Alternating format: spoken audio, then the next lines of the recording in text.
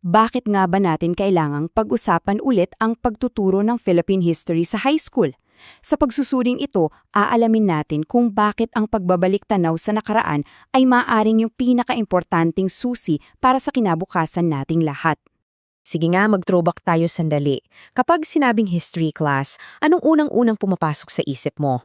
Kasi malamang, para sa marami sa atin, iisa lang ang sagot. Ayan, di ba? Yung parang listahan na hindi matapos-tapos. Mga pangalan ng bayani, mga eksaktong petsa, kung sino ang nanalo sa giyera.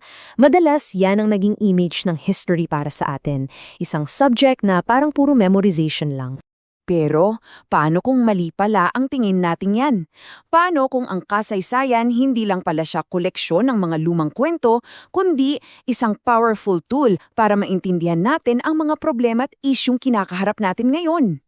At dito pumapasok yung napakaganda nating konsepto ng kasaysayan. Kasi sa atin, hindi nang to basta salaysay o kwento. Kailangan meron itong saysay.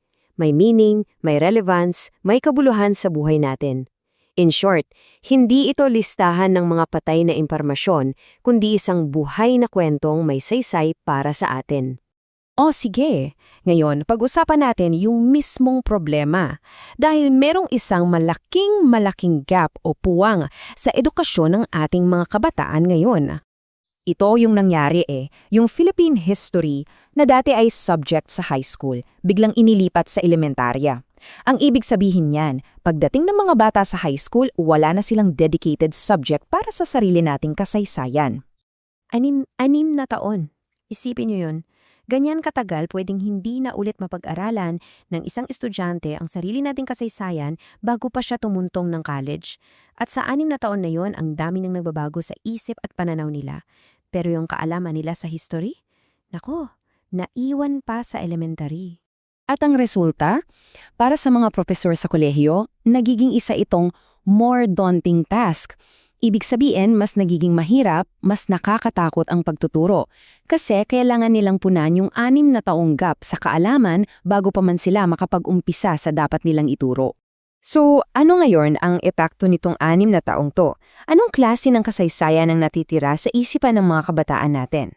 Dahil nga sa napakahabang pagitan, yung mga natutunan nila nung elementarya na madalas ay simple lang at minsan ay luma na, yun yung tumatatak. Ang resulta, isang pananaw na hindi na-update, hindi kritikal at madalas na impluwensyahan pa ng mga dayuhang sumakop sa atin.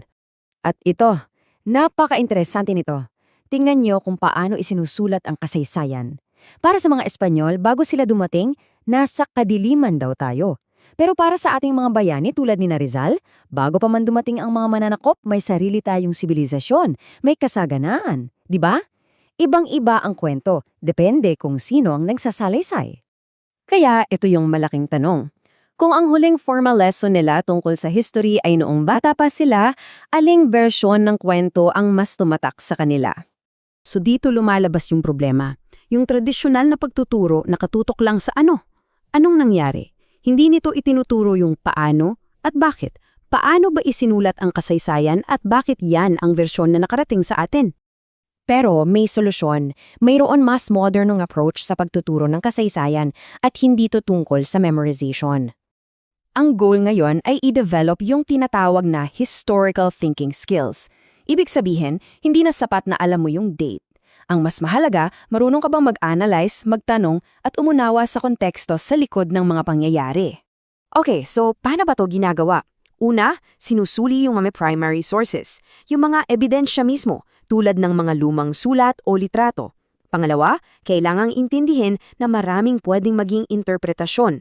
Pangatlo, at ito yung pinaka-crucial, ikinokonekta natin ang nakaraan sa mga issue ngayon. At pang-apat, gamit ang lahat ng aral na yan, susubok tayong maghanap ng solusyon para sa hinaharap. So bakit natin kailangan pang gawin to? Ano ba talaga ang silbi ng kasaysayan sa buhay natin ngayon? Ito napakagandang konsepto. Ang kasaysayan daw hindi lang listahan ng mga pagkakamali. Isa rin itong inventory of alternatives, parang isang bodega ng mga ideya, solusyon at tagumpay na pwede nating paghugutan ng aral para sa mga problema natin ngayon. Kapag ginamit natin itong historical lens, mas malinaw nating makikita yung mga ugat ng mga issue ngayon. Mula sa politika, Sa walang katapusang problema sa lupa at buwis, hanggang sa climate change at kung paano natin binubuo ang ating pagka-Pilipino. Lahat yan may koneksyon sa nakaraan. At ito ang pinakamahalagang takeaway. Hindi lang tayo basta nanonood ng kasaysayan na parang pelikula. Tayo mismo ay aktibong kalahok. May kakayahan tayong mag-analyze, magbigay ng kahulugan, at ang pinakaimportante, gumawa ng kasaysayan. Kaya sa huli, ang hamon ay para sa ating lahat. Hindi lang tayo produkto ng nakaraan. Tayo ang manunulat ng hinaharap. Ang tanong ngayon ay, anong klase ng kwento? Anong kasaysayan na may saysay ang pipiliin mong isulat para sa mga susunod na henerasyon?